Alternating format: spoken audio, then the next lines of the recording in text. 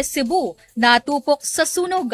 Isang German national patay. Katropa natin sa balita Almi Mata ng XFM Cebu. Live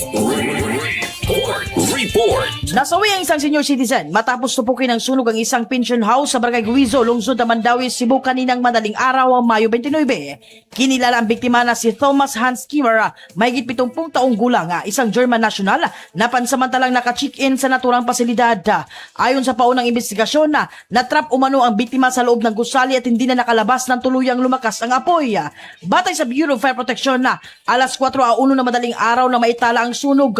Idineklara itong under control bandang alas 4:52 ng umaga at tuluyang naapula alas 5:24 ng umaga. Sa paunang report, nagsimula ang apoy sa stock room ng pension house. Posibleng electrical short circuit ang itinuturong sanhi ng insidente. Tinatayang aabot sa 8.7 million na pesos naman ang pinsala sa area na dulot ng sunog. Patuloy ang isinasagawang investigasyon ng BFP upang matukoy ang eksaktong sanhi ng insidente. Mga katropa, ugalin na pag-inom ng Santhon na vitamin C, ang alkaline-based vitamin C para sa nagkakaisang Pilipino para sa Pilipinas. Mula rito sa Queen City of the South, Cebu City, ito si katropang Almi Mata, XFM News. Santhon Plus Gold, mapalit sa mga butika sa inyong lugar.